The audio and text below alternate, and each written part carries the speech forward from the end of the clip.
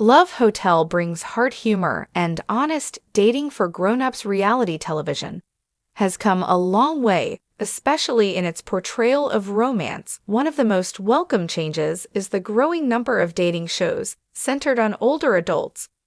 From The Golden Bachelor to Later Daters, these shows give viewers a refreshing break from the typical 20-some dramas, while reminding us that love is ageless and every generation deserves recognition and connection. These heartfelt series are resonating with fans, and now a bold new entry is shaking up the formula in surprising ways. Enter Love Hotel, Bravo's latest spin-off of the Real Housewives franchise. The show brings together four iconic personalities: Luan de Lesseps Gazelle, Brian Shannon Beer, and Ashley Derby at a luxurious resort in Mexico, where they're invited to meet and connect with a group of eligible mature bachelors right from the first episode.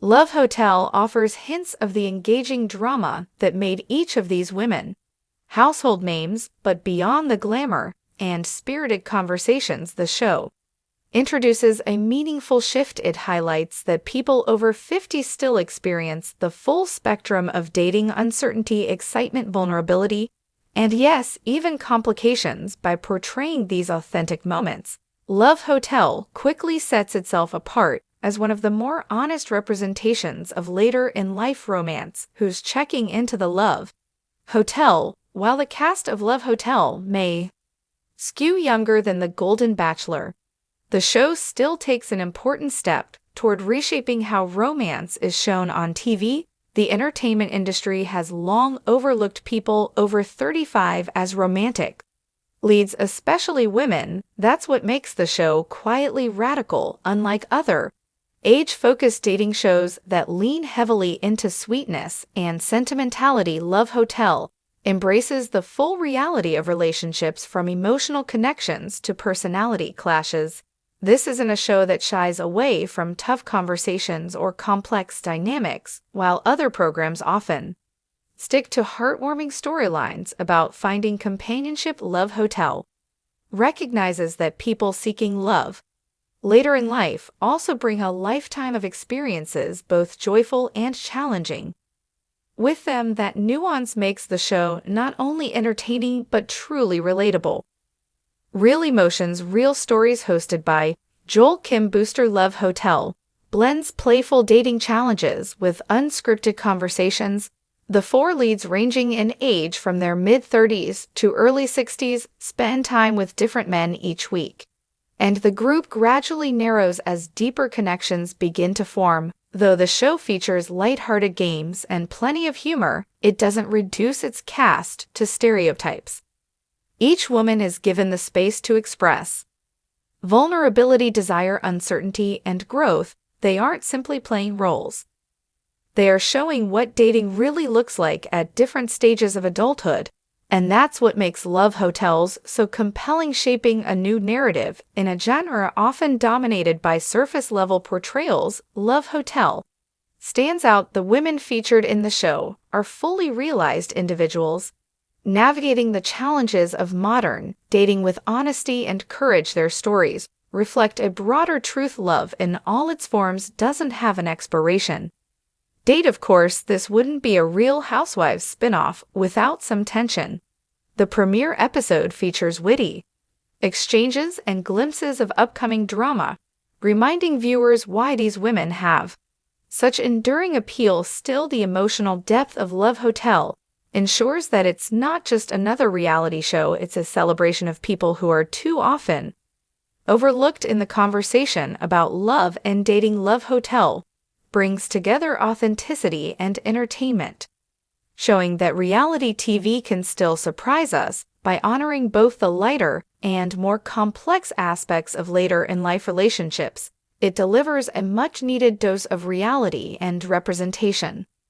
Love Hotel airs Sundays at 9:00 p.m. ET on Bravo, with episodes available to stream the following day on Briefing on Bravo, where DV he still see EC in Welcome to the Love Hotel to the ocean coast as twilight folded over the palms, the sky smeared in pinks and oranges. The Sol d'Amour Resort was nestled atop a gentle hill, a jewel-toned paradise with infinity pools, coconut groves, and opulence dressed in golden linens. But tonight the real jewel was not the five-star resort. It was the arrival of four women who had nothing left to prove, yet everything still to feel. A black SUV with darkened windows rolled up the cobblestone driveway, and a manicured heel stepped out the door. Swung open, and Llewellyn Bubs emerged in a white linen jumpsuit, sunglasses the size of saucers, and a smile that hinted at both flirtation and judgment. "Darling, this is too fabulous," she purred, taking in the resort like she was about to purchase it. Not far behind, King Gazelle, brilliant, radiating glamour in a coral halter dress that caught the wind like a sail. "Mexico better be ready for us, because I did not fly coach to waste time," she said, lips glossed and eyes set to mischief. Ashley Darby arrived, barefoot, a vision of playful freedom, twirling in a sundress Shan beater. Kane last, already stress sweating under her wide-brimmed hat, muttering about tequila, calories, and mercury in seafood. Together, they weren't just real housewives, they were women who had loved deeply, lost loudly, and grown wiser. Well, somewhat, they were also the inaugural guests of Love Hotel, a bold new show designed to rewrite the rules of dating in midlife. The idea was simple: four dynamic women, a rotating cast of charming older bachelors, and a resort stay filled with challenges, cocktails, and connection. But simplicity, of course, was an illusion. Joel Kim Booster's rules of romance. Joel Kim Booster appeared poolside in a pastel suit that should have clashed with the resort's terracotta hues, but somehow didn't. "Welcome to Love Hotel," he said with a grin as the women gathered, espresso martinis in hand. "You're not here to settle, you're not here to reinvent yourselves, you're here to fall hard, laugh harder, and maybe find someone who makes you forget your reading glasses." Shannon winced. "I don't wear reading glow." "Okay, yes, I do." The rules were unconventional. Every week, a new batch of eligible men ranging in age, background, and romantic philosophy would arrive. The women would go on both one-on-one dates and group activities. They could send men home, invite them to stay longer, or get this check themselves out of the process. If things got too real, love isn't just for the young and smooth-skinned, Joel said. It's for anyone with a heartbeat and a willingness to text back.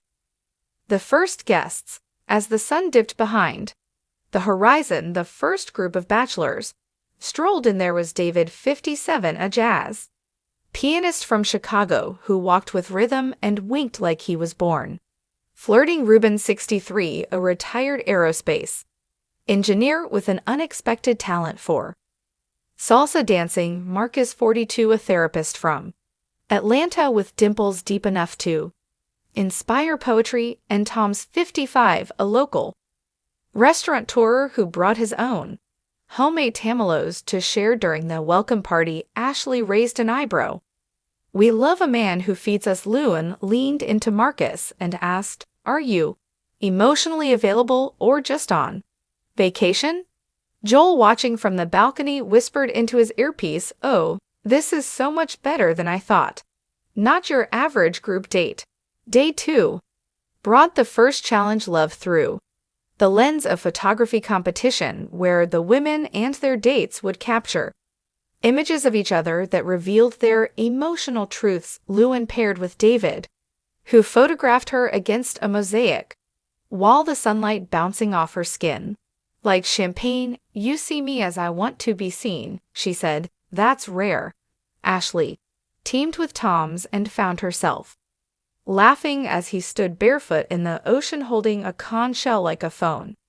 "Say queso," she yelled, snapping a photo that somehow caught the exact moment his smile crinkled his eyes. Shannon, to her surprise, had fun with Ruben. He showed her how to use the manual settings on the camera, gently guiding her hands. "You're very patient," she said. "I raise 3 daughters," he replied. "You learn." Gazelle paired with Marcus there, Chemistry simmered, but something. Cautious flicker in his gaze. You don't trust people easily, she noted. No, he said. But I want to. The photos were revealing. But not just of bodies or angles each. One was a small window into where these people had been and what they still hoped for, past, present, and pandemonium. Midweek brought the emotional curveball. The heart story. Each woman was asked to present one item from her past, an object.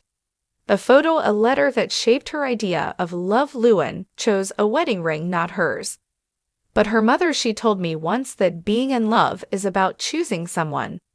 Every day that stuck with me, even though I failed at it more than once. Ashley presented a lullaby CD she made during her first pregnancy. I thought motherhood would make me less desirable. Instead, it made me more fierce. Gazelle, always poised, brought out a voicemail from her ex-husband. It was casual, mundane even.